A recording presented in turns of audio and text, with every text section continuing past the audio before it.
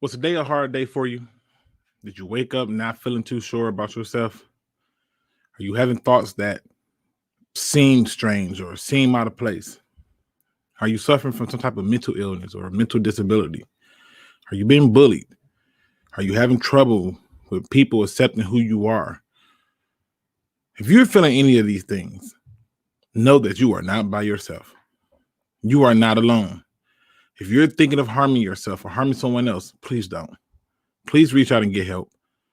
You can simply just make a phone call. Doesn't require a lot. Don't have to give your name. You don't have to give them your age or anything. A simple phone call. 1-800-273-8255. That's 1-800-273-8255. Whether you know it or not, this world will not be better without you. You matter. People care. I care. Because when you make that decision, it's not you who have to live with it. It's all the people who care who do. And if for some reason you just don't feel comfortable or you don't feel like contacting anyone of any sort in that realm, then feel free to reach out to me. You can reach me on any of my social media feeds at any point in time with a simple message of, I need to talk. I will make myself available to you. I will make myself more than capable of giving you the time and support that you need. Now, with that being said, let's talk football.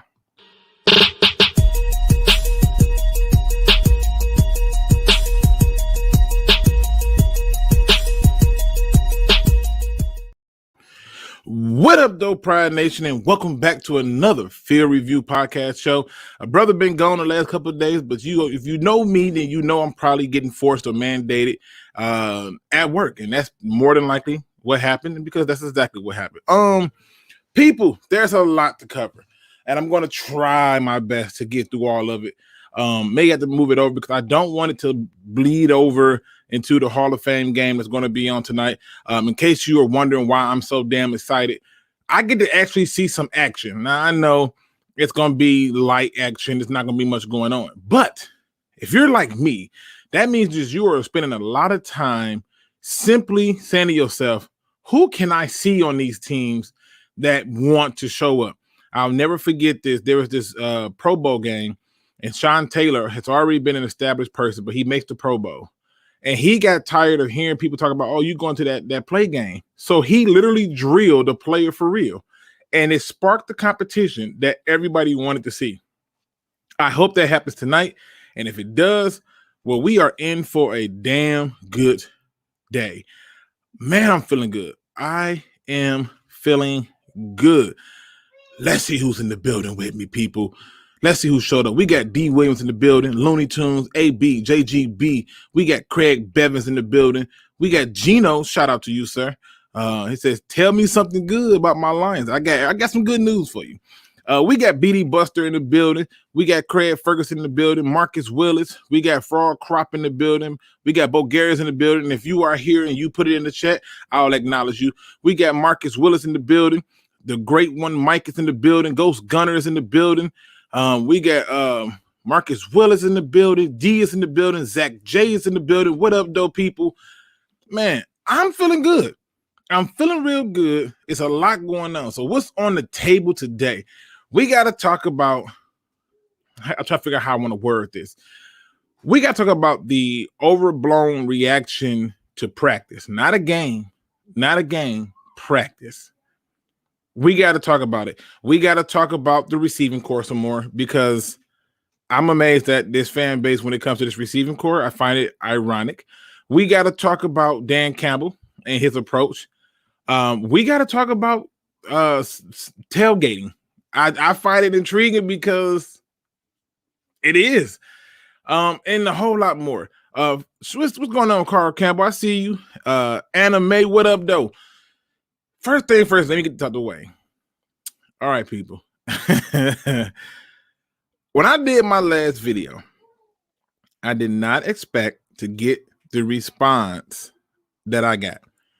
And the response that I got to my chart that I made was something that I was not prepared for.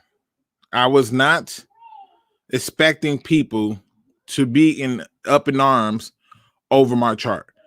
I have literally had people tell me that not only did my chart not make no sense, that it's just stupid. So, people, I decided to indulge you. I decided to say, okay, well, let's talk about it. Because there's a certain point where you just have to just show how things work. I had some people who was very confused by what I was saying. And so my goal is to swiftly and quickly clear all of that up, because I just think that it makes sense. Now, in order for me to do that, I have to use the one tool that has always been faithful to me. Okay? There's one tool that's always been faithful to me, and that is history. And when you use history, people tend to get irritated because they tend to act as if though you are a dinosaur and your way of thinking is flawed. I'm cool with that, right? I'm cool with that. But we not going to act like this ain't for real. First things first. Let me get on back over here because I got to do so much. All right, here we go. This is the 1991 Detroit Lions football team. I want y'all to understand something. First things first. They lost a lot of people that year. Starting quarterback, starting D tackle, aka nose tackle, starting. I mean, they lost a lot. Now that I think about it, damn. I mean, it was a lot. It takes too long. But what's my point for showing y'all this? All right, here's my point. We know in real time that this is really what happened. And so what I want to point you to is these numbers right here from the receiving core. So anybody who caught a pass, you see their numbers. They obviously have yards or if they got a target. So here's what I did. Without looking at this, I went to this team and I really wanted to see what made this team different that allowed for them to not only win 13 games, they won 13 games. And you may be saying, well, Luke, how did they win 13 games? Because they went to the playoffs. Because they also won a division. But how did they do that? Because they did this after going 6-10. Take a second to think about that. They did this after going 6-10. Now, they had just drafted Willie Green, just a rookie. Sound familiar, right? And obviously you had Brad Perriman, because you know we got a Perriman, right? Who was a former first-round pick, because we got a Perriman who's a former first-round pick. I don't think y'all see how many things is different or how much they have in common, but hopefully y'all will. Now, granted, they had a Barry Sanders, but I'm only talking about the receiving core. And that receiving core had a total of 2,974 yards.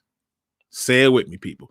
2,974 yards and 91. Well, Luke, what does it got to do with this team this year? Because there was no notable names here. That's my point. They didn't care about the names.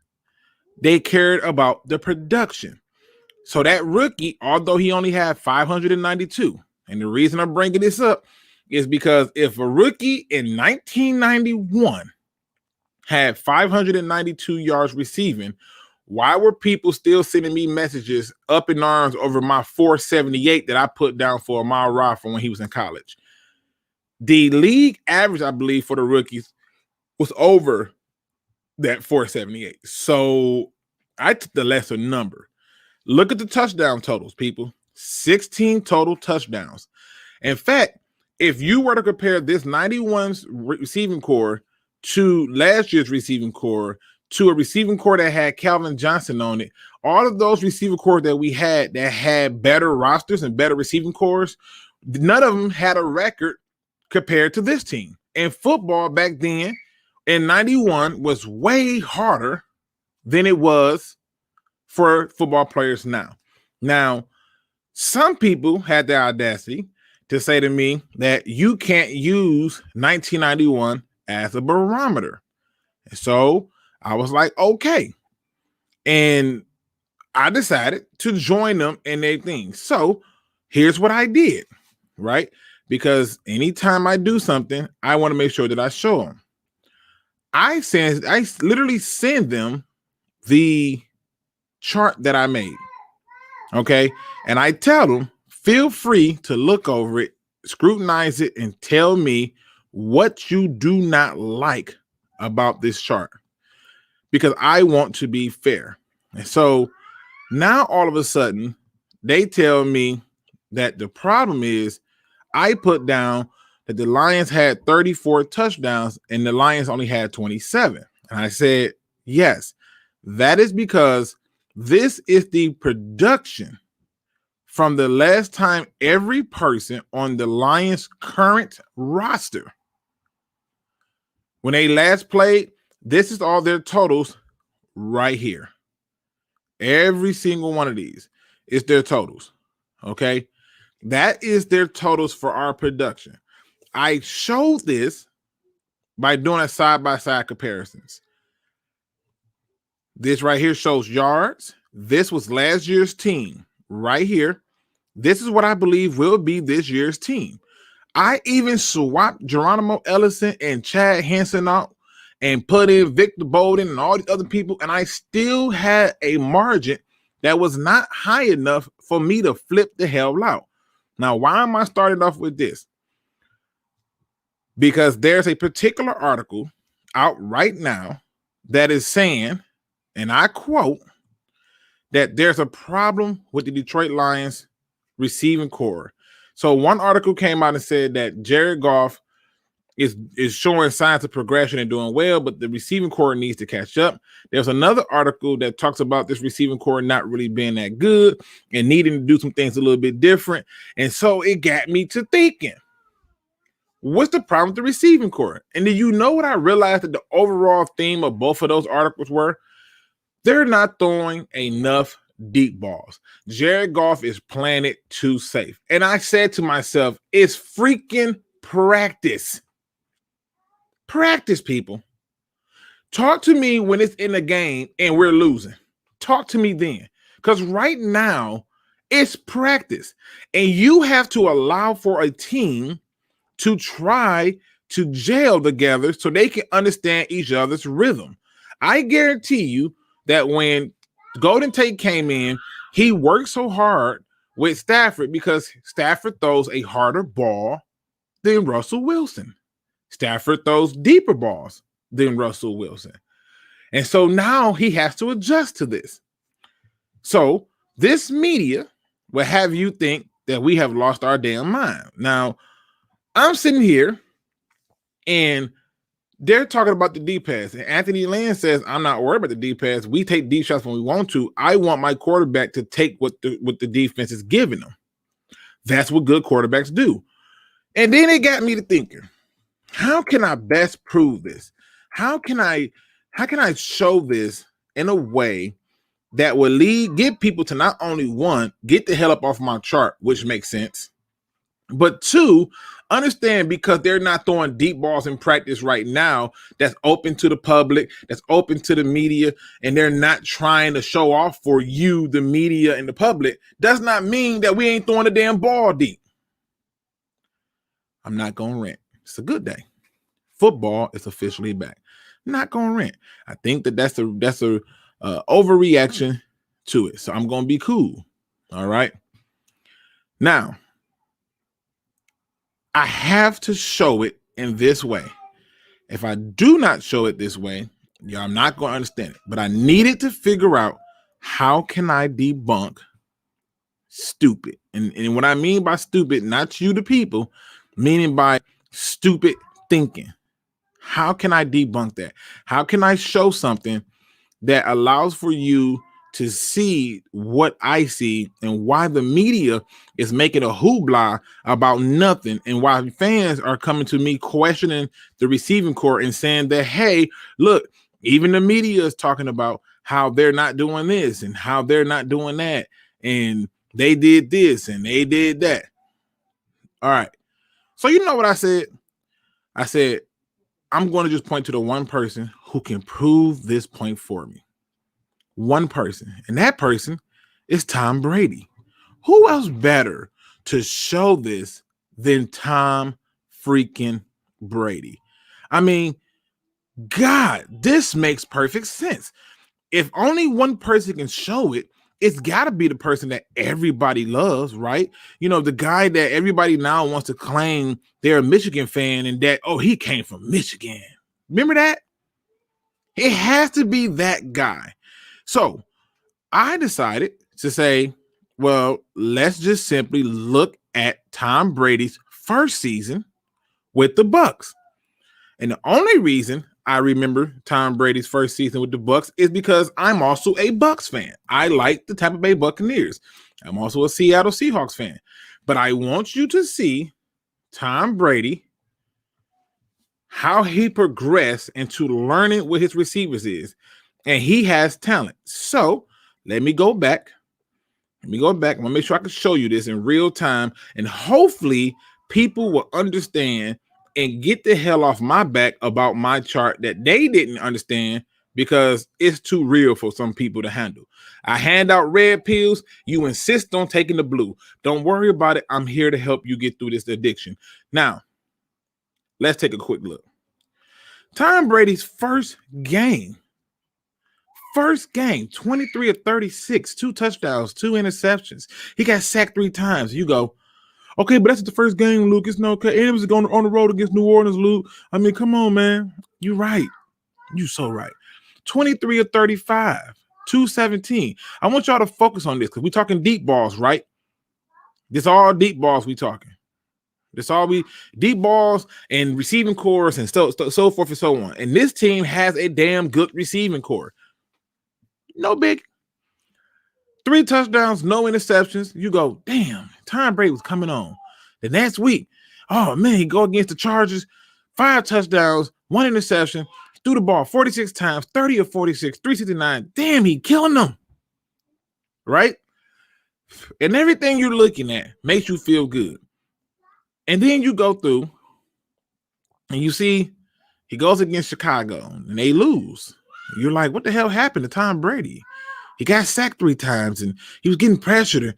But man, he only threw a touchdown and no interceptions. And you still say, but they got that receiving core. Keep in mind, all of this is happening with that receiving core. And then they go on and they at home and they beat Green Bay 38-10. He throws for 166 yards and 2 touchdowns. And at this point, nobody is disgusted or complaining or talking about the yards or the deep balls or anything going on. Yet, this is a double-digit win, and he had to do very minimum. So right now, at the 6 games, 1, 2, 3, 4, 5 out of the 6 don't even have 300 yards. But look, he got some good touchdowns. Okay, I'm staying with you. Then we get down to the game they had against the Las Vegas Raiders. And he goes off 33 of 45, right? Boom. 73.33%, 369, 4 touchdowns, only got sacked once. You go, damn, that dude killing it. No matter of fact, he didn't even get sacked that game, I don't think. Okay, so you go, all right, cool. And they win. And then they win again. But I want you to look at his numbers. How many of these games is you seeing a guy throw the ball 50, 60 times? How many? None. Take a look at it, long and hard, because this is what some of these other quarterbacks are doing. I want you to also look at some other things. Here go them losing against the New Orleans Saints. He goes 22 of 38. 57.89% of his passes are completed. 209 yards and 3 interceptions. And then it gets a little bit worse because he tries to bounce back against Carolina, but we know Carolina suck. They just happen to beat us. And then he plays the Rams. That same Ram team that we took a quarterback from. He throws 2 interceptions again. And now it's week 11. And he still doesn't have a rhythm with his damn receivers. Not even close. Not even close. And we keep going. And he has another spotty game with interceptions. But Luke, you can't compare that. He had 40 touchdowns, 12 interceptions. you're missing the point. This is when you're taking the blue pill. Do not concern yourself with what is not happening in the practice. Did it ever cross anybody's mind that maybe they don't want to show all their cards to the fans and media at open practices? Did it ever occur to you? Did it ever occur that they understand who's out there watching, so they are just trying to learn the basics so that they can have the most simplest parts of the game built down? Why is the media and fans trying to find a way to make an issue out of nothing? Right? But this is the funny part about it. Because while there are reports saying things like, oh, the lack of deep balls in practice, and oh, this is not happening, and blah, blah, blah, there are other reports that come out talking about how the receivers are killing the defense. It is not just Amon-Ra St. Brown. It's Perryman. It's Tyrell Williams. It's Khalif Raymond. They killing them. And we're not talking about that. No. We're talking about deep passes. Oh, he's the check down king. This is what they're saying.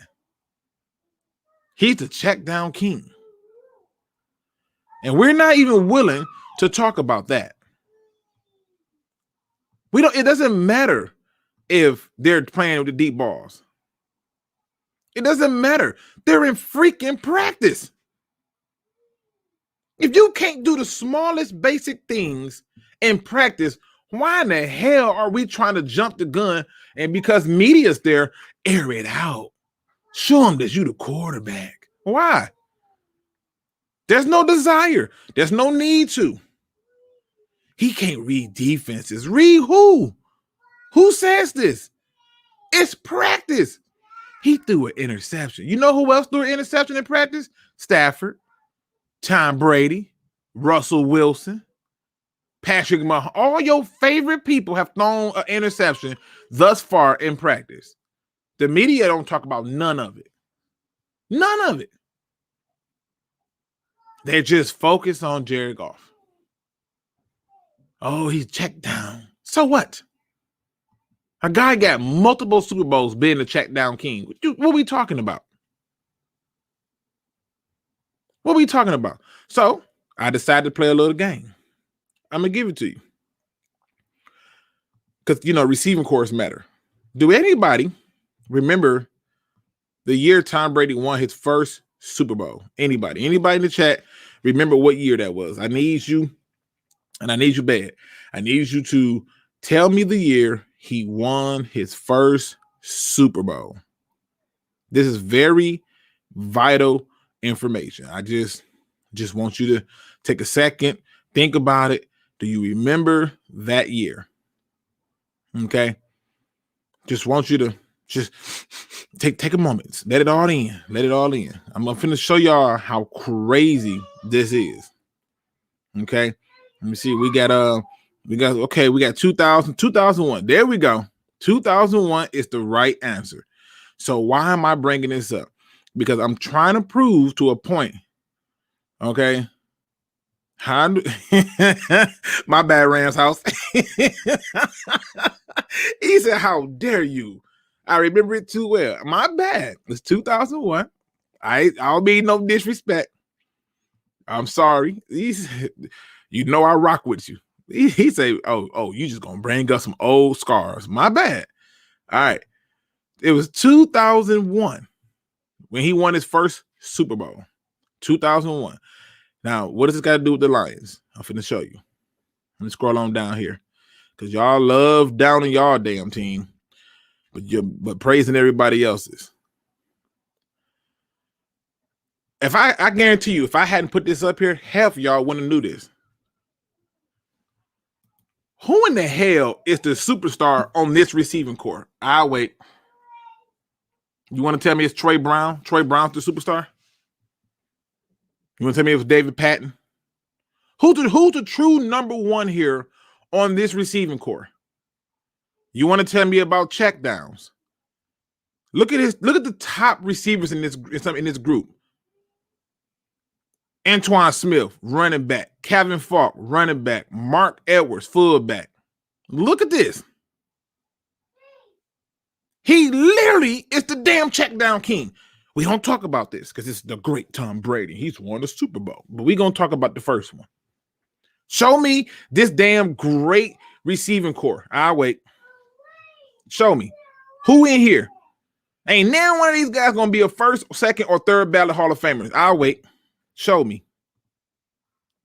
Show me. Who in there finna be a first, or second, third ballot? Where? Who?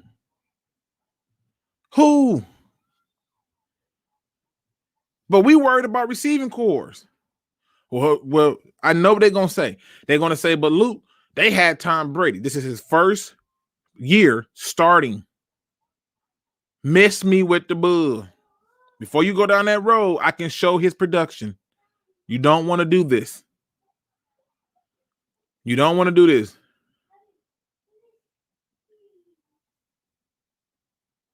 Dr. Detroit says Brady is decisive when he throws the ball and reads defenses better than anyone in history. See, this is what happened. You're thinking about Tom Brady now, the guy who has the cheat sheet. You're thinking about that guy. You're thinking about that guy. We're talking about year one. You're going to tell me that that's the glowing review you're going to give him in his first season. Now, why am I showing this? Because it shows you that you don't need this damn top tier receiving core. We've had these top tier receiving cores, and we're not winning. We're not doing anything with them. Meanwhile, these people over here being coached up, winning with people half of y'all forgot about. Most of y'all don't know. And a third of y'all can care less on who the hell they are. It was all Tom Brady, is what you're saying. I'm showing you this because you have a problem with your receiving core because you don't like the names. You have a problem with my chart because you don't like the proof that shows that there is no real drop-off in production with our current receiving core and the previous receiving core. You don't like that. You know what I found interesting about this, though? They won a Super Bowl with this team. I wonder what was their ranking in rushing. Let's come on down right here. In attempts, they were 8th. Shocking. In yards, they were 13th. I be damn. Well, Luke, where were they rankings in passing? 24th in attempts. Huh? 22nd in yards. What? You mean to tell me the great Tom Brady was a check down king? That's exactly what the hell I'm telling you. Get the hell up off the back of your receiving core and get behind the backs of your receiving core and put some support behind them. The time for all these excuses because you don't know the name and you probably not going to add most of these people to your fantasy football team does not give you the right to downplay facts. The facts is always going to be the same. It has nothing to do with superstar players. In fact, if you were to go through and look at it, most of the receivers who are quote-unquote superstar players, they're not winning on these football teams. They're not winning championships. They have individual stats, and that's it. Nothing else. Stop with the BS. This is how you win games. They've been doing it for years. You run the ball, and you play defense. That's it. That's it. You do nothing else. You run the ball, you play defense, and you have an offense and with enough receivers that can make you respectable and back the hell up. That's all this is. This is a perfect example of that. And before somebody decide to get real disrespectful and be like, but Troy Brown's a beast, man. And but we ain't got no, man, we ain't really got no tall receivers. And he 5'10", huh? Huh? Oh. Huh, shocking. Stop playing. Stop acting as if though these numbers need to be fantasy related. Take a long, hard look at this. Take a long, hard look at this. That's his starting receiving core. That shit fire. Right? That's what you're telling me? You're telling me that that's a fire receiving core. Now that we got that out the way, can we please stop with all this talk about our receiving core and let them play? I'm sick of it. I am sick of it. It's ridiculous. I literally show you in real-time production, and you lost it. I don't get it. Why? That's exactly his facts. Gino, Tom Brady was a check down king until you got Randy Moss on the roster. That's facts. That's facts. I can show you the difference in everything. Every number that he had, he blew out the water once he got Randy Moss. In the meanwhile, he's a check down king. But we don't have a problem calling our guy that because it's a negative for us. Oh, he's choosing to throw the ball in a smart place. So what? If it's a positive play, what you mad about? We're trying to win games. I just had to do this so I can dispel because I got a crazy response from people from my chart. And I'm seeing article after article talk about the deep pass. And Anthony Lynn said we've thrown the ball deep. Just because it's not reported in the media regularly, that's fine. I want my quarterback to throw the ball and do it where they can get it. So I had to open it up with that off rip because we're going to dispel that BS. Because if the Lions receiving core is trash, then the Bucks the Patriots receiving core was trash. If Jared Goff is check down king, Tom Brady invented it. It's called playing smart football. It don't make sense. Is Luke still posting college stats as NFL stats? See, this is what happens, Benjamin. You have a hard time with comprehension. I never said that college stats are NFL stats. I never even said they weren't NFL stats. What I said is take the last season production from every player who's going to be on this team's receiving core roster and put it in there. Right? I'm going to give you one more example. I know some things is hard for people to grasp. I get it. But it's about getting this trophy. So I'm going to give you one more example because y'all love to say things that I find ironic. Y'all love to say it. So let's go through and take a quick gander real quick. Okay? Take a quick gander real quick because, we can't count certain things. Certain things just don't make sense. Right? And if it did make sense, why else would it make sense? The Lions suck. I'm tired of the narrative. I'm tired of the same old trash Lion fans who can't understand football for 1 second. I need things to be different. I need for them to want to be better. I don't even understand why y'all watch this team if you think they so hot garbage, but that's another conversation for another day. We're just here trying to get to the bottom of the way of thinking for people. That's all. Nothing else. Nothing more. Nothing else. Nothing more. Let me go ahead and bring this up. Y'all love everybody else but yourselves. We're going to get it together, though. So what is this? You see LSU. You see some big-time numbers, right? This is the numbers for Justin Jefferson, a guy who played in 15 games, had 111 receptions, 1,540 yards, 18 touchdowns. Damn. Woo. That was a hell of a season. That was a hell of a season. What's this? This is a guy who played in the NFL. Huh. So he went from the NFL. Okay, hold on. Now, this can't make sense because this would imply that there's some type of correlation. Yeah. So he had 1540 and 18 touchdowns, and he literally had 111 receptions. They gave him 88 receptions. He still got 1,400 yards and 7 touchdowns. Obviously, he didn't get 18, but he still got 1,400 yards. So his production was still close to his college thing. You don't fucking say. Shocking. Oh, Luke, that's one person. Got it. Got it. Let's talk about Chad Beebe. Right? Guy been in the league for a while.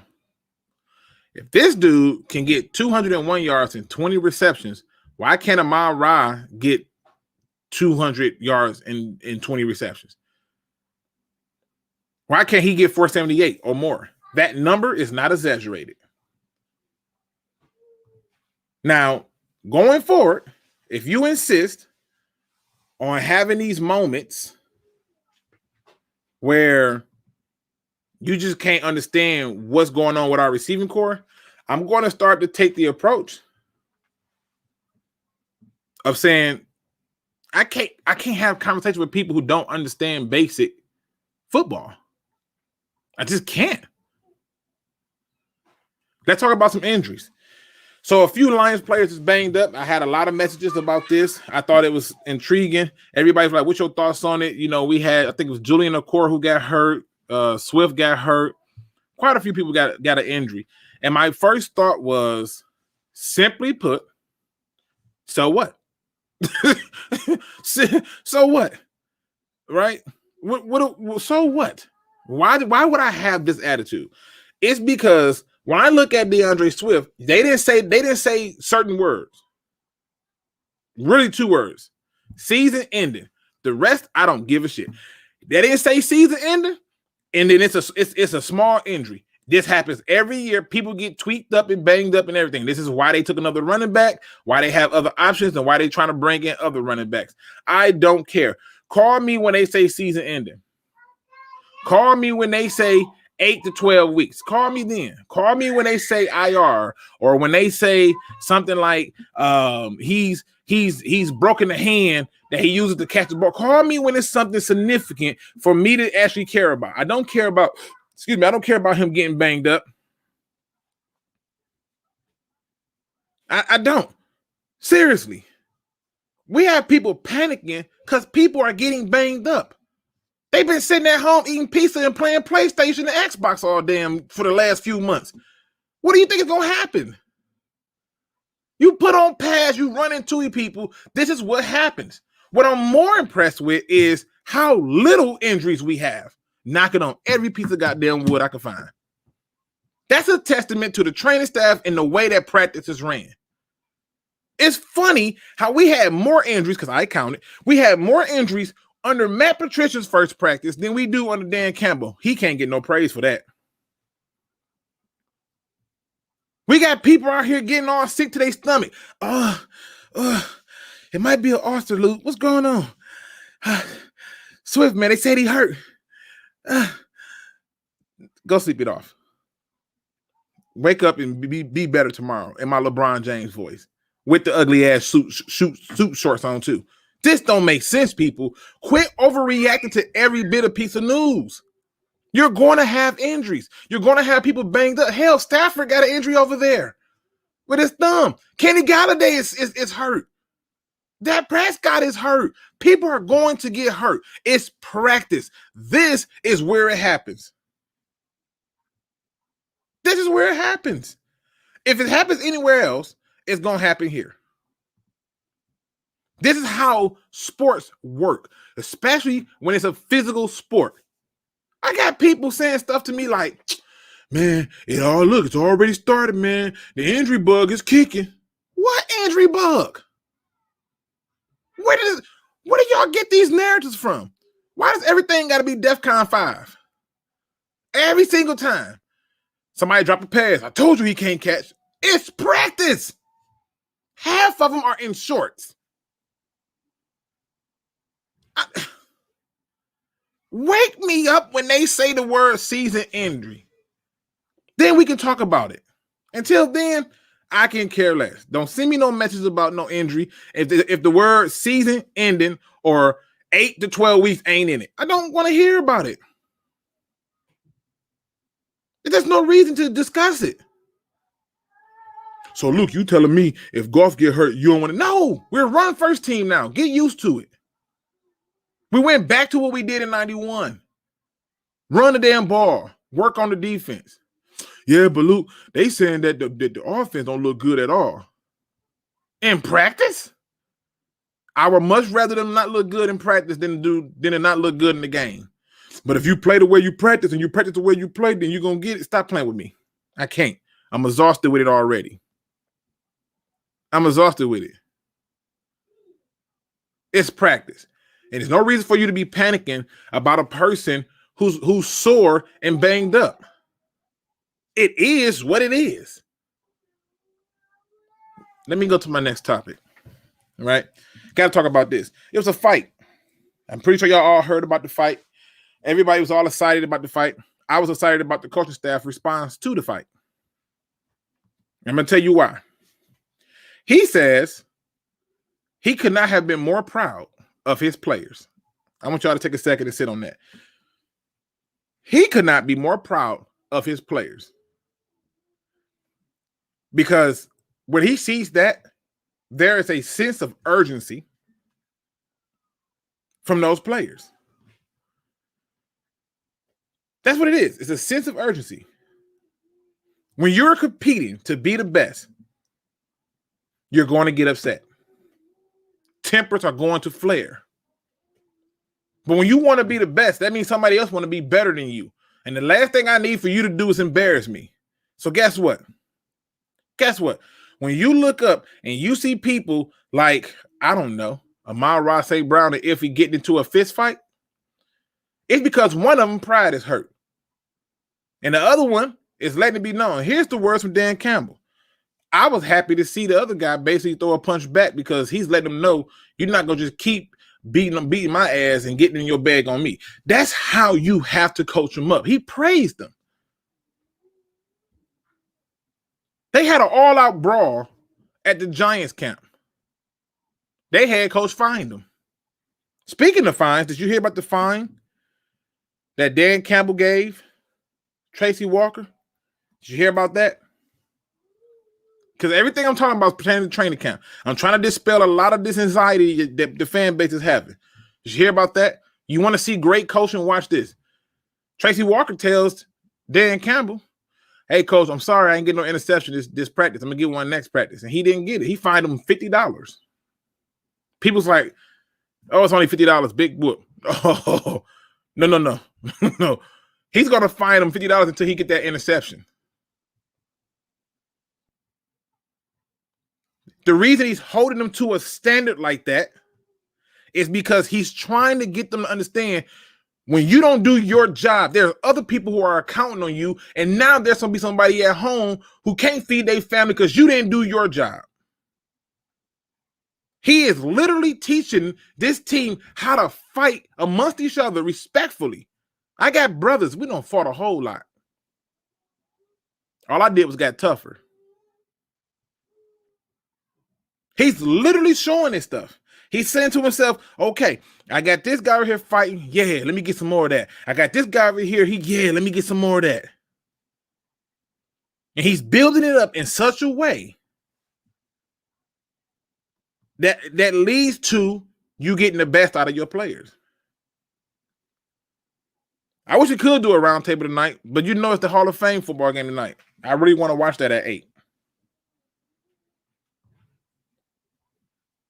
But let's just say it. Let's just say it. Let's tell the truth. What happens when the next guy is pushing you? Because we got to go down the list of all this stuff. You talk about people like McNeil. They just signed this dude. What's his name? Evan Brome? Well, I can't pronounce his name. Y'all know I suck with names. They had just signed him. He gets in front of the rookie and get bodied back to back like Drake. Remember how Drake did the back-to-back? Yeah, bodied him. He going up against Frank Ragnow, and Frank is having to readjust his anchor because he's like, this boy can move. Watch when I do the film study on that one. You getting all this praise coming out. Amon-Ra St. Brown is getting in because people are hurt. I heard he ran a killer route on Okudah. Oh, Luke, you don't even like Okudah. You know, don't try to hype up Okudah. I'm talking about what the receiver's doing. I heard the next play Okudah recovered and bodied him. So this is the thing of competition. Real recognize real. And when I'm on the other side of you and you in between me and my family eating, yeah, I need to be pushed. When everybody's being brought here and they're saying stuff like, hey, you're here on a tryout deal. Good luck. Because if you don't perform, we'll replace you. That's the purpose of us having the space for it.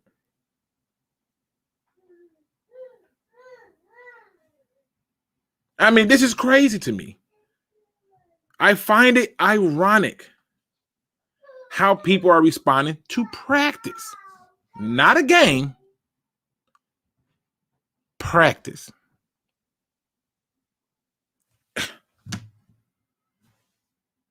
What we doing here, people? What we talking about? But since we on the topic of practice, media is starting to get on board. My question is the same one that media had. It's the same one that media had. Now that you're starting to hear some of the things coming out about practice, you're starting to be able to go to some of these practices and see what's going on. Are you changing your stance on this team? Like if you had them winning a lot of games after you see in practice, you think it's going to be lower now? If you had them winning a few games, do you think it's going to be more? How are you feeling? How are you feeling about the totals now that we got practice? We got a chance to see them with the pass on. Because what I'm hearing, the name that I don't think is getting enough respect, and I keep hearing it come up quietly, there's two names. One on offense is Jonah Jackson. I hear he's been in rare form. He's already in playoff conditioning. And the other one, really is two on defense. I keep hearing about Anthony Pittman and Dion Hamilton, how they're performing.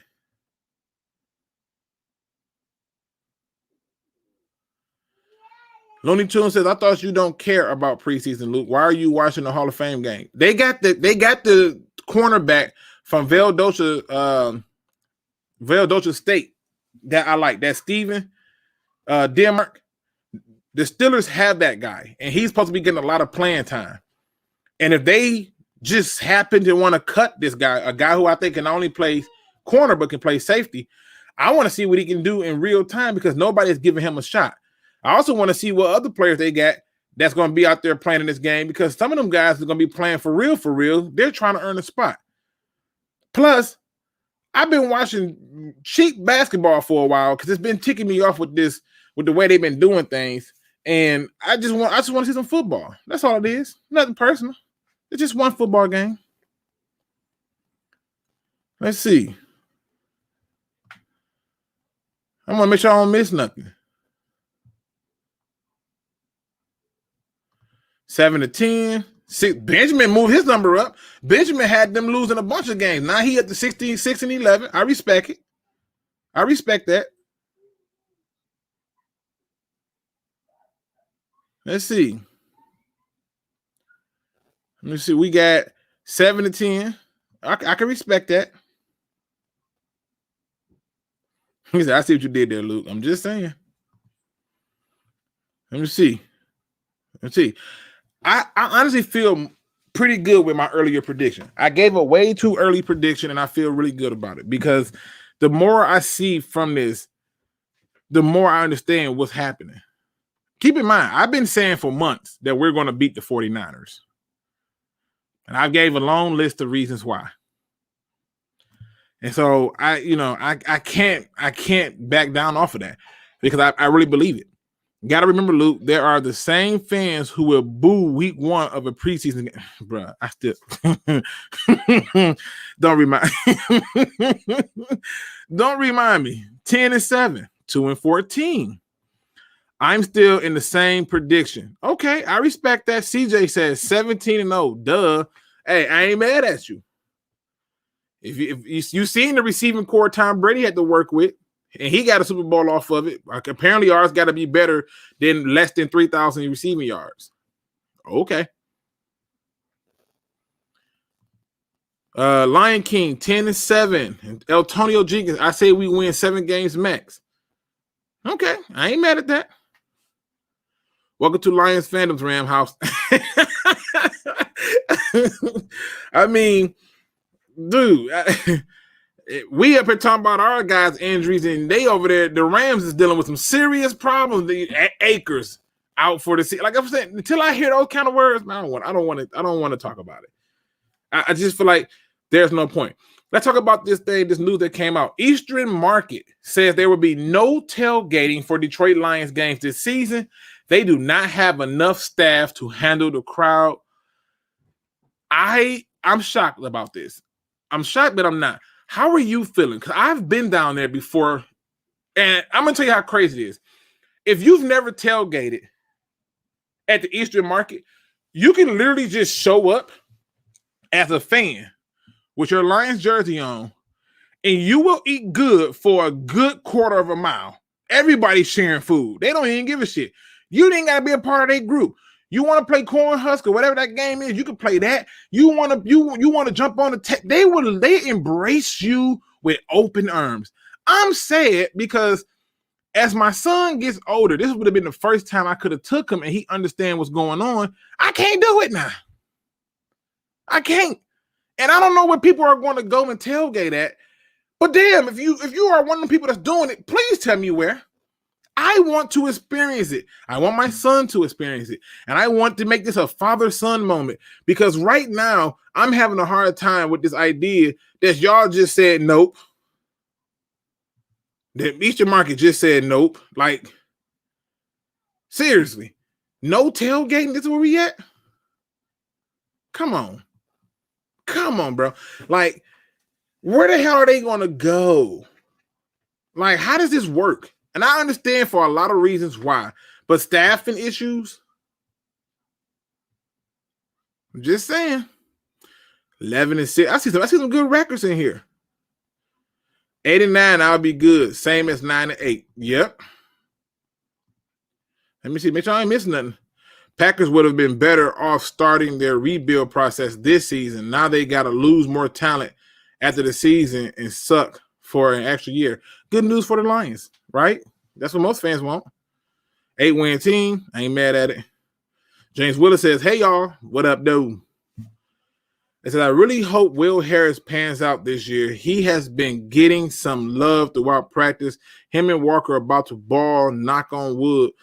You know, I've been hearing about Will Harris, but I'm still Will. See, the problem I've been hearing good things about Will Harris. I've been hearing a lot of good things about Dean Marlowe, and I'm more conservative with Harris because Harris has already scared the hell out of me. Now, granted, nobody did good in that system, so I'm forgiven. But yeah, I'm picking up what you're putting down. Rams House at JV Benchwarmer. Oh my God. I want to see us smack Aaron Rodgers in the mouth in game 2. You'll see it. Eastern Market is legendary. You're not a Detroiter if you haven't been there. I still go to Eastern Market. Let's just say I'm a regular down there. Corn pop, cornhole. Oh, is it cornhole? Oh, I don't know. I just know it's a game you got to throw the bag in there. That I'm pretty decent at. Lions fans are like this every year. Tell me about it. Watch 25 plus years of losing seasons. No duh, Rams fans aren't like us. San Francisco versus Detroit, biggest game since 1991. Watched it. Yes, I think it is the biggest game because this is a game that everybody is hyping up and everybody is making it seem like they were just in the Super Bowl. And yeah, and I was like so much younger. So, you know, there were people who are great people who were alive 2-3 years ago. So it's like I don't really care about what they were at. I'm talking about where they at right now. And how are they matching the history that got them to the Super Bowl? I don't think they've done that. Yeah, you went out and got a quarterback, but you're not starting him. So who cares? I just want a top 10 pick from the Rams. Okay, you're probably not going to get it, so don't hold your breath on that one. I can't wait to see the Lions and the Pistons play. I haven't been to LCA yet. Fun fact, me neither. I have not been to Little Caesars Arena as well. It's on my list. Yancey, I'm not even gonna try to botch your last name. Let me see, Morzinski. I hope I said that right. It says I still have them at between 9 and 11 games. Okay, I can roll with that. I don't know why people only talk about how bad our team is. How about our outside linebackers? DNs can't cover, and many running backs routes will destroy them every game. I think when you got to look at the outside linebackers is they're not going to be asked to do too much covering. They're going to be asked to go and touch the quarterback, and that's why I'm excited with it. about what they're going to do. Even Charles Harris is showing his ability to do it. Now, I saw this report about Penei Sewell, where they said that, they had another tackle in there, quite a few different tackles in there, and people were running around them and beating them pretty good. They'll win a few battles, but for the most part, they were getting beat. And they put Penei in there, and he was stonewalling them. And I was like, cool, because it's the power move people that usually hurt them. So let me know when somebody with the power move hit him, then we can talk about it. Okay, Cunningham is better than the Lions. Okay. I can't wait to hear how loud it's going to be in San Francisco's first offensive postseason. Man, but listen, that first possession for the offense, that game is going to be nuts. Half the fans is going to be drunk. I got friends right now who are already planning to be partially drunk by the time they get there. They already got their Uber set to pick them up at a certain time in certain locations. Like, they're not playing. They're ready to turn up. So I think it's going to be ridiculous, and I think we win that game. It says, yeah, it's a weird name for a game. Cornhole. I never knew what it was, but I played it. The Rams just got out of a worse losing stretch than the Lions. Interesting. Yeah, I mean, it's been a long time with the greatest show on turf, but they're going to argue at least y'all got a Super Bowl. So that's, Rams, that's how he's going to be argued. I can't wait to see Lucas Raymond at LCA. Let's see. I'm trying to see, make sure I don't miss nobody comments. Lemon pepper wings are better than the red wings. What's it? Benjamin Foe, we going to pray for you. Just saw practice clips of Swift burning Romeo in coverage. He should burn him in coverage. In fact, not only should he burn him in coverage, he should absolutely torch his ass. Every chance he get, he should be destroying Romeo. Every chance he get. Because if you're scheming it right, even if he's doing it, the defense should be sending pressure to where it doesn't matter if he gets out there or not. But he should be working on trying to get better and trying to understand, why is this guy beating me? And that's where he has positional coaches and other people there for. And if he's not doing that, we're wasting energy. I don't want that. Now, if he's out there dominating Swift, I'm not going to get too excited about it. Because chances is that means Swift is bullshitting. Because there's no reason why he should be able to dominate Swift. So I'm just putting it out there. I guess we just forgot that the Rams in the Super Bowl. See, I told you. I knew it was coming. I just knew it was coming. Do you think Penei Sewell will play in the preseason? Yes. He says he wants to, and I think they will. You have to let him get some reps. I don't think you see him until game 2 of the preseason, which I believe that's the game against, I want to say it's either the Bills. I'm drawing a blank on who the hell it was. I think it's the Bills. But yeah, he'll definitely get some playing time. No, I'm sorry, it's the Steelers. Game 2 is the Steelers. So he'll get some playing time. 100%. 100% will get playing time. Luke ain't had lemon pepper wings yet. He don't know. Boy, I make them. I don't had them for real. What up, though, Luke? I'm late. I'll catch replay. Likes up, Pride. Hey, 100%. Appreciate you. It says, Luke, what's your thoughts on Anthony Pittman so far? I've been thinking, okay, this is the truth. From the time we brought him in, I went to Patricia's first practice, right? And then I went to like a few of them during that time, and I was just looking. He always stood out to me. I got old videos where I could show where I was talking about, like, man, Pittman should make the team. Because he stood out. He was doing good in coverage when I saw him out there. He was more than willing to come up and tackle. I didn't see anything that said he was a bad player. I saw a guy who needed opportunity, who needed to be fine-tuned on some of his skill set and some of those little small things. But for the most part, I always expected him to make the team. I was scared for him this year because he wasn't drafted by them, and I'm still scared for him. But I think he's given a good enough showing to make them go, maybe we can keep him. Maybe he is worth it. It says, all I know is Aline McNeil is going to be really good by what I've read and seen in camp so far. I got a video I'm working on, trying to get all the footage for it. But yeah, I got something for you for the McNeil, because I think there are certain things that he does similar to Ndamukong Suh that don't show up on paper, and similar to Jerry Ball that don't show up on paper. But I want to explore it with you guys live, so I got to make sure I get the film and everything down pat. Lions Lee says it's called cornhole because when it was created, they used to fill small bags with dried corn, and you needed to get the corn in the hole. Really? That's the explanation? That simple explanation? I just knew I was good at the game. I was really good at the game. I was like, oh shit, I like this. This is really easy. In the 13 seasons between 2004 to 2016, the Rams won 68 games. The Lions won 77. Ouch. Boy, that's a crazy stat. But Lions fans ain't gonna be happy because you got a Super Bowl and you've been back to a few, so they ain't gonna be happy. Let me see. Levi Onwuzurike was supposed to have a quick first step, but he can't get out of the second team. It's not that he can't get out the second team. There's a coaching tactic where a player who gets drafted at a certain position in most cases, they make it feel like, let me put the pressure on him and see what he made of. Like if he just came in and was given the start, oh, they'd be sick to this. They'd be like, oh, he's not going to work as hard. They want him to get everything out of it. And so this motivates him by saying it's going to be this. But don't look too much into it, James. I think what you need to do is just, instead of looking into that part, ask yourself the question, are we going to be similar to what Patricia did, or are we going to have a more multi-front that's going to allow for him to be in the game? I believe it's going to be more multi-fronts that allow for him to be in the game, and that makes for him to be a better player either way it go. So just saying, when mustard explodes in a car trunk, does it make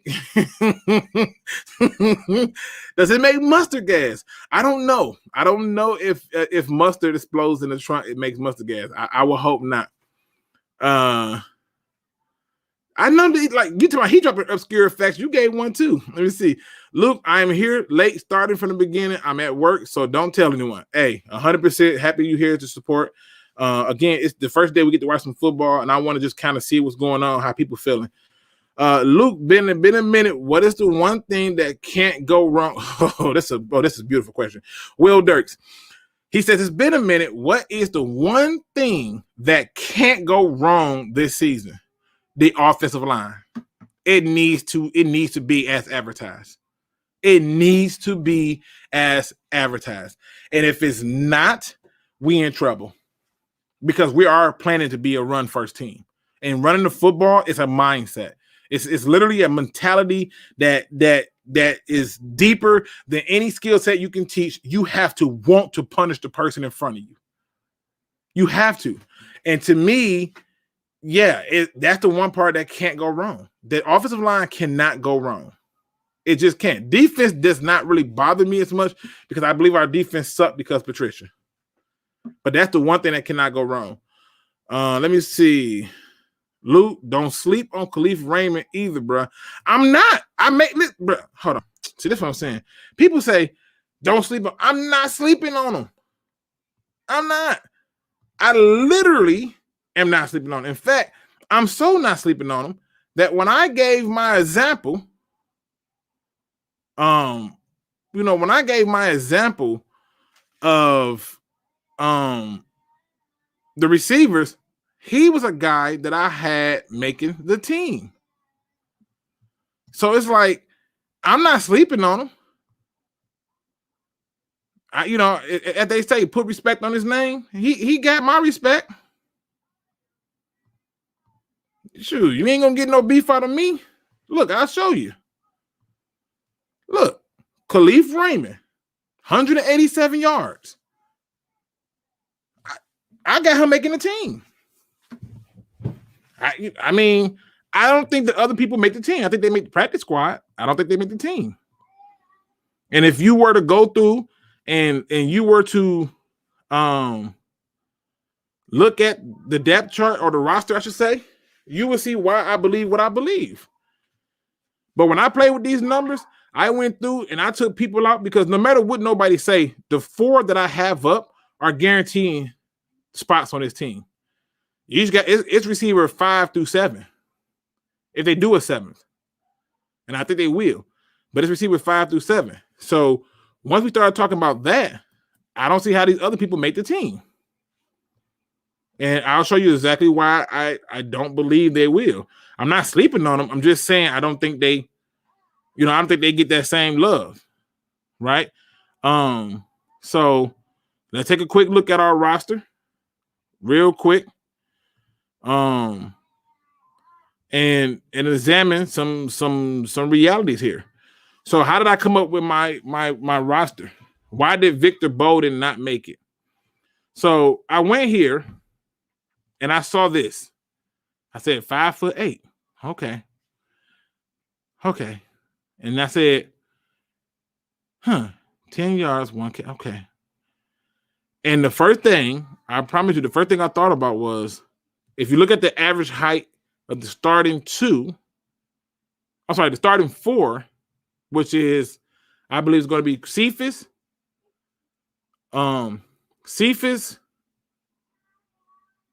Amara, Perryman, and Williams. I think the height came out to like 6 feet or 6'1". I did. He didn't meet the requirement. And so I said, now he's going to have to earn his spot by showing that he can do more as a kick and punt returner. But because of Geronimo Ellison and because of Khalif Raymond, I don't think he makes it. Then I went down and I said, well, what about Damian Ratley? Because he does have the height. It's the route running that's not there. And he's considered a deep threat, but the route running is not there. You send him on a fly route, he okay. After that, it gets suspect. And I think that's why he don't make the team. He ain't making enough noise, in my opinion. So then I said, okay, let me keep going. Surratt, no. He's got an uphill battle to earn his spot, and I don't think he will. Javon McKinley, I think these two are practice squad guys off rip. So that leaves 1, 2, 3, 4, 5, 6, 7. Tommy Kennedy not making it. Surratt not making it. McKinley not making it. And Ratley not making it. Or Victor Bolden. They would rather go out and find a guy that got cut in free agency before those guys make it. And that's just my viewpoint.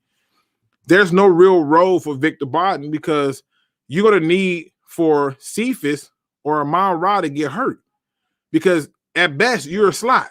Nobody's putting a 5'8", 1 or 2 receiver out there. They're not playing these games. So I don't see him getting in. And so at that point, I'm not on the Victor Bolden train. I'm just not. So yeah, I've heard they've been balling in coverage, but that's why I see it that way. McKinley got guaranteed money though. Well, I did think about that too. Surprisingly, here's the problem with it. When I looked at his quote unquote guaranteed money, it's not gonna kill him. Like I'll see if I can see if it'll let me show you. I just basically looked at what the cap hit will be, and I was like, oh, that's it.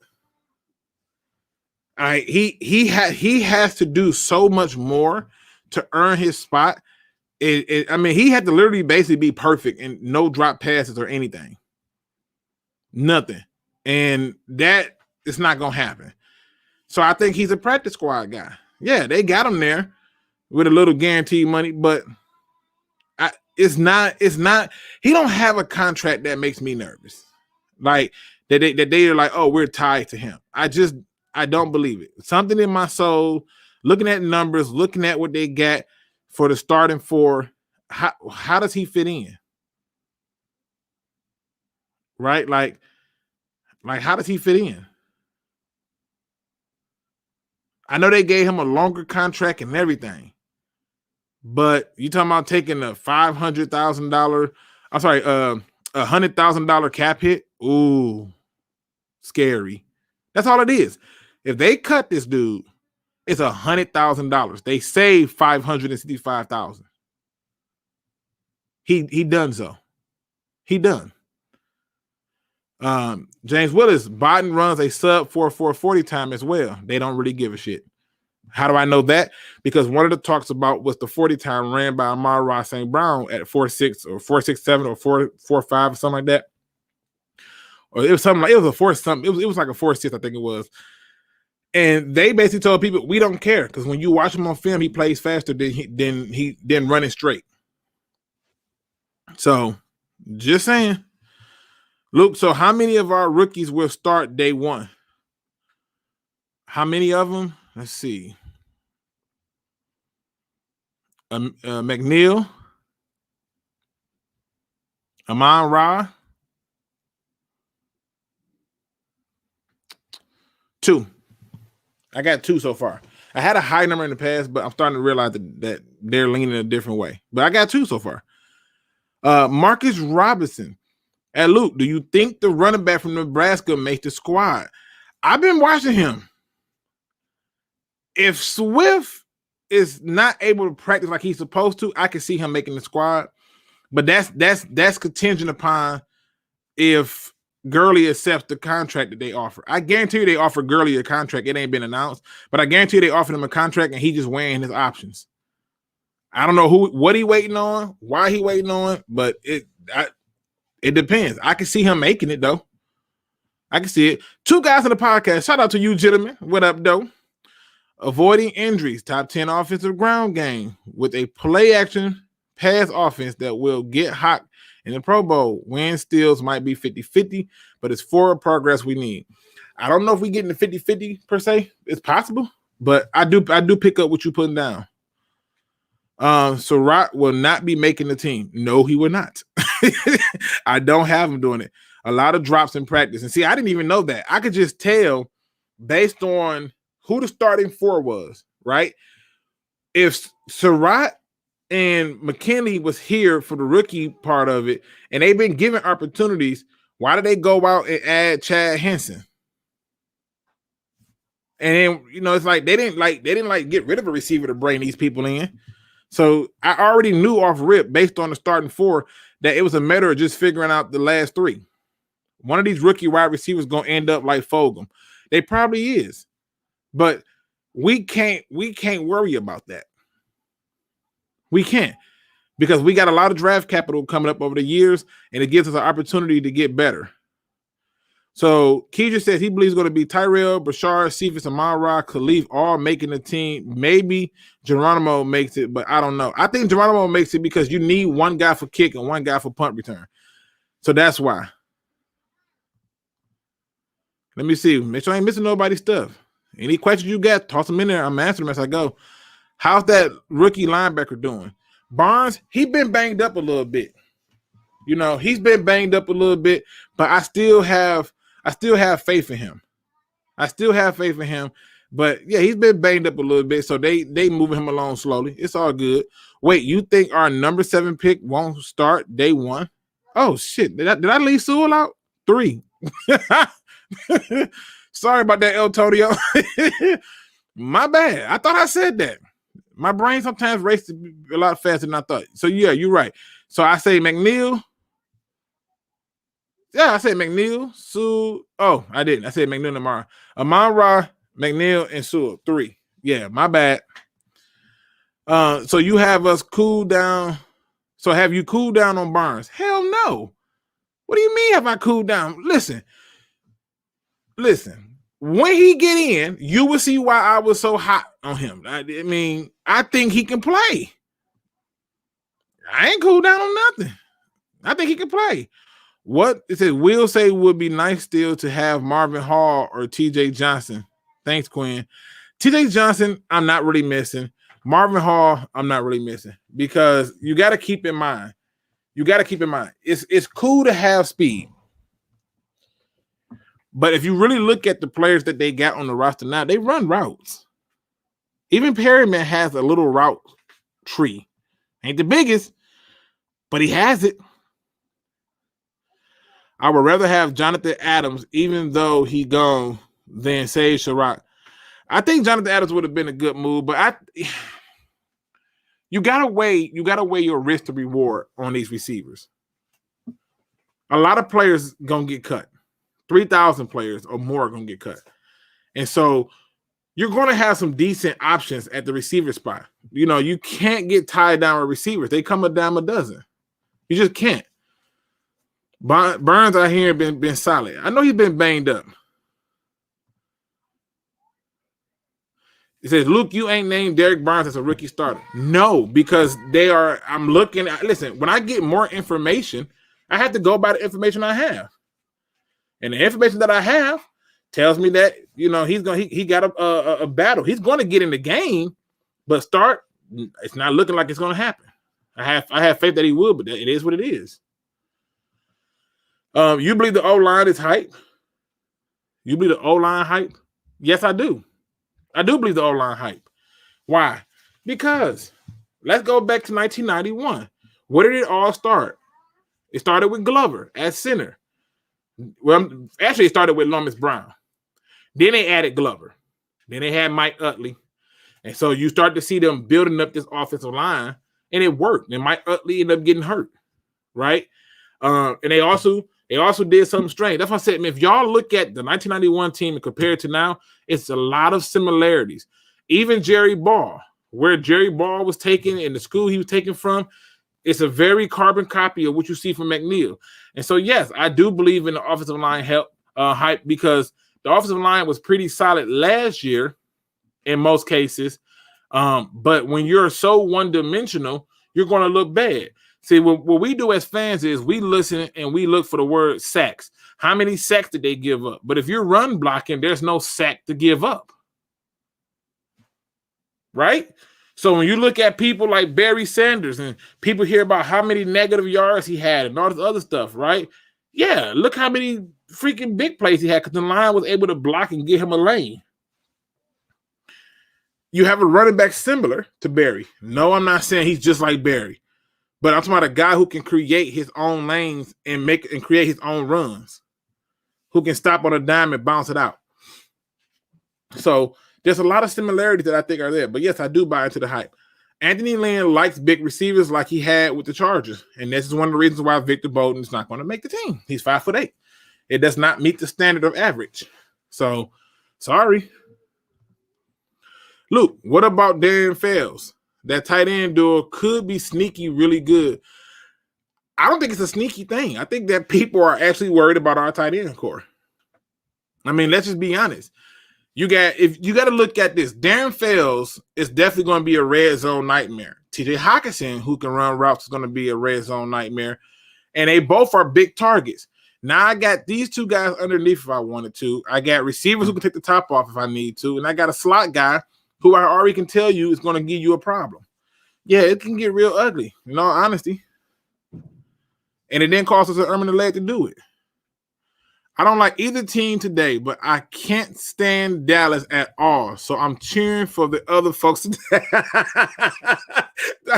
I feel you, bro. He said, I can't stand them. Luke, what do you think our best positions are on both sides of the ball? What would be the biggest challenges for the opposing team? The best positions on our offensive side of the ball is the running backs. That's the best position. And they're going to get even better now that they have people who can block for them. On the defensive side of the ball, our best position, ironically, is the damn D-line. Who knew? Like, who knew this was going to happen? I didn't know. I think the biggest challenge for opposing teams is actually saying to themselves, the Lions are for real. I think them coming in, most of them are going to underestimate us. And when you look at in terms of what that's going to do for us, it's going to allow for us to take advantage of a lot of people when we send in blitz packages or we send in one-on-ones. Because our front defensive line can win one-on-ones. So it is what it is. Anthony Zetto retired. I thought he had just signed with a team, but good for him. Good for him. Some people just get tired of the grind of the practice and getting cut and stuff. So Don Burr says, hey, y'all, I just got me some French vanilla ice cream. That do sound good as hell, too. You ain't got no graham crackers with it. We're going to leave that alone, though. That's because he's a doctor now. Oh, shout out to him. Sewell is still struggling at right tackle. That's not what I'm hearing. I'm hearing it's a bit of mixed bags. You got to remember, Sewell One of the reasons I had Slater rated ahead of Sewell was because not only can he play every position on the field, Slater wasn't. You didn't throw him off when you bull rushed him. Sewell, I seen Sewell get bull rushed, and sometimes, he took it bad. Then he come at the next play and recover, but that's the thing he got to work on. And so you're playing people who are going to be doing different techniques, and he had to learn how to switch his way of thinking to pick up blitzes from that side. So it's going to be a learning curve, but it's practice, not a game. Practice. Sewell lit up Julian in practice. Sewell I heard about that, but hey, it is what it is. Well, the defense, it says, the defense is looking good. Sewell can't have a bad rap once in a while. It's going to happen. It's practice. Too early to tell what's the next week will give us a better glimpse. Well, this week, today, tomorrow, it's all open practices starting at 7 a.m. for the public. And then on Saturday is family day and open practice at Ford Field. So I suspect that once they get past family day, then they'll get down to the real practice. They've appeased the fans. They've appeased most of the media. They'll get into the real work as it gets closer to the season.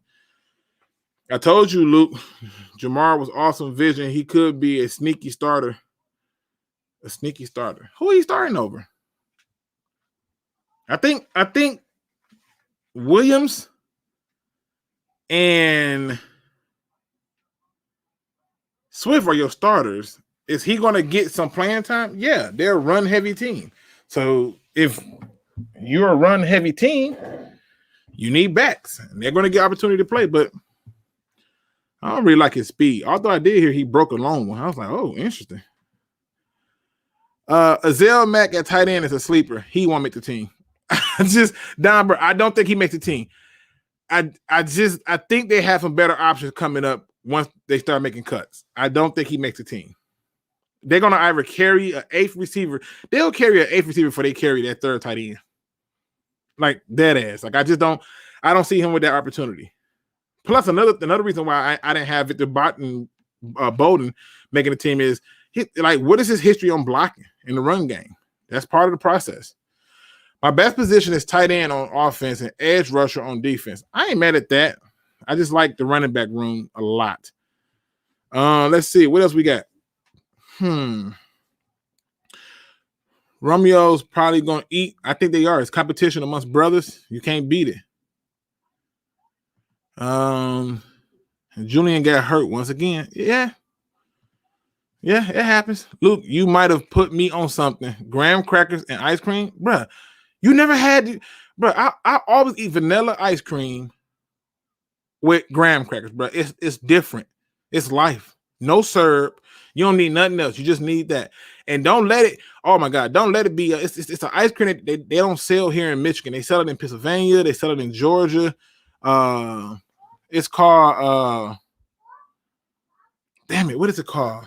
It's Bluebell. That's what it's called. Bluebell. You can actually order it online and have it shipped to your house. This is the best ice cream I've ever had in my life. Luke, is Hunter Bryant gone or on IR? I thought that he was gone. I'm not sure if he's on IR. I can double check, but I thought he was gone. That's why I left the roster so people can look. Luke, you have to remember Sewell haven't played in 2 years. That's another good point, but he's still doing well for a guy who ain't played in 2 years. He would be fine. It's easier to play at right tackle. I don't know about that. But I get your point. They should just make Decker the right tackle. 3 years from now, Sewell going to be better anyway. No. I'm okay. I'll tell you why that approach I don't like. If you take Decker and make him a right tackle, I think this is a mistake. And the reason I think this is a mistake is because you have to look at the history of people who have tried that. When you toss that guy into that spot and make him that starter, you can destroy his confidence real quick. And I'm not saying that, if he's legitimately a pick, he should be able to do it. I'm saying, why do that when you can turn him into a different beast and the same animal at the same time? You don't have to put him in that kind of pressure. And when you think about it, it worked out really well for the Dallas Cowboys, who went out and they brought in Tyron Smith and let him play right tackle. Then later on down the road, move him to the left tackle and let him play. So I don't like that attitude. If Taylor Decker is struggling or one of them is struggling, you got to switch it up, then switch it up. But in the meantime, I think it's too early to make that move. If McNeil can sustain his play through a full season, the Lions defense could be top 10 or 15. And this is another thing that I brought up in talking about the 1991 Detroit Lions, because I always tell people the similarities are scary. So watch this. I want y'all to watch this. In 1990, the Detroit Lions went 6-10. 6-10. They were 5th in points for, all right, on offense, 26 in defense, right? They were, in fact, 16th in passing attempts, 14th in passing yards. They were 24th in rushing attempts, 11th in rushing yards, right? So you see they wasn't given a lot of rushing attempts. The next year, something changed, right? They were 9th in points for, 11th in points for now on defense, and 15th in yards. In fact, they actually bumped themselves up to a top 15 defense in 1 year after making the switch and the changes necessary for that 3-4 defense. And then you go on to look at what switched up. The passing now all of a sudden became 24th in attempts, 22nd in yards, 11th in attempts of rushing, and 10th in rushing.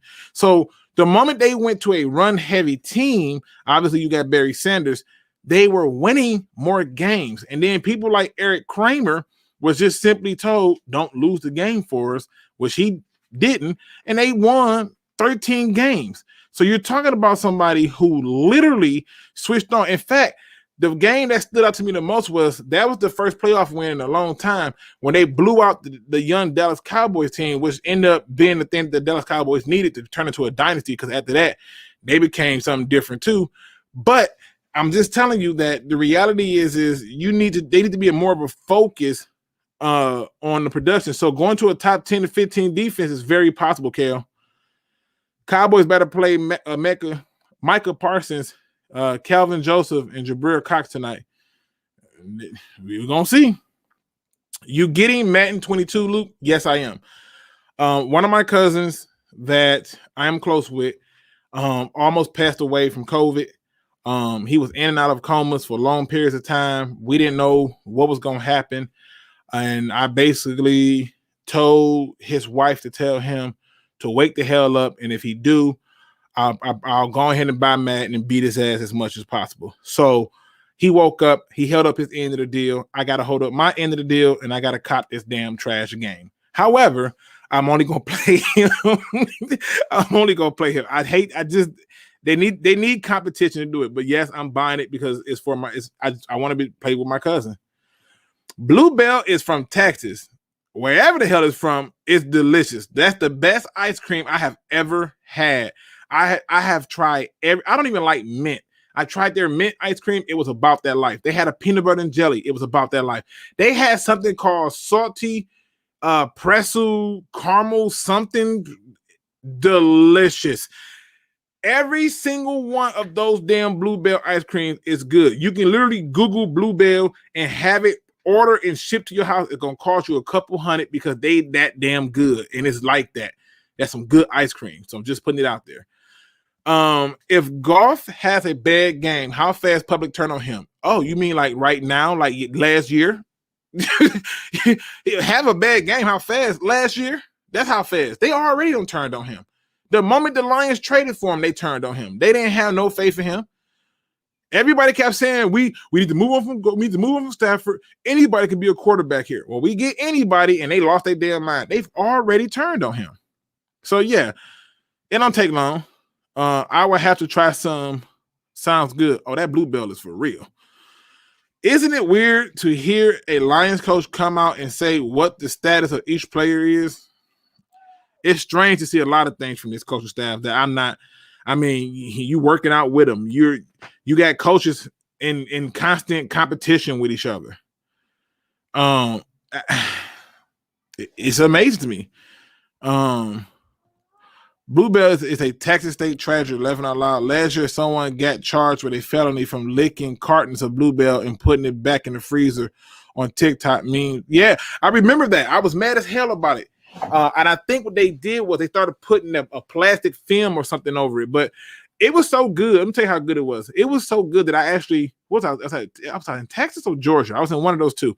I literally bought a cooler, bought maybe like 8 or 10 of them, covered the thing in ice, and drove that damn thing all the way to Michigan. It is the best ice cream I have ever had.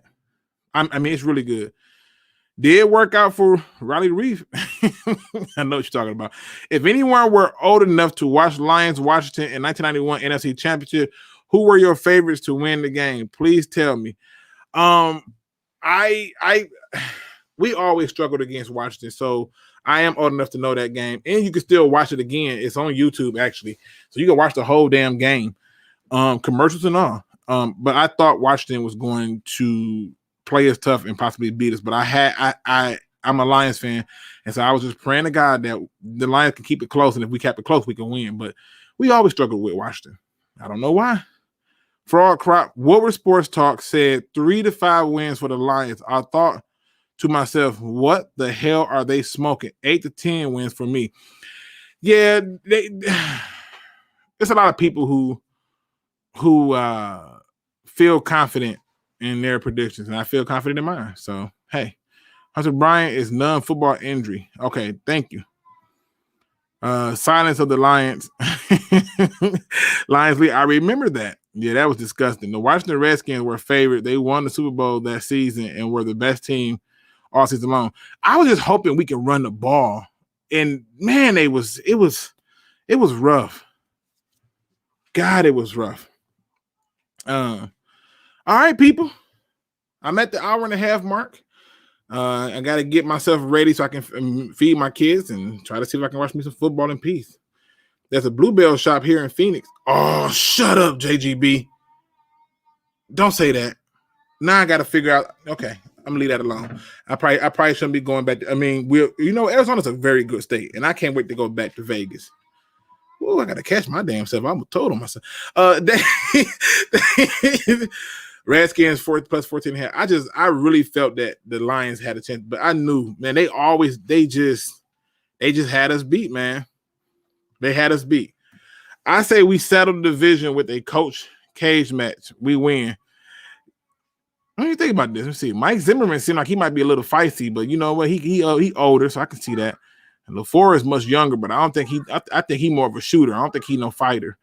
So let's see. And then you got Matt Nagy. I don't know. That might be the real fight right there. Nagy and freaking Campbell.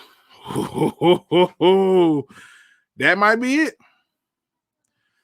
Steve says, I could never watch that painful game again.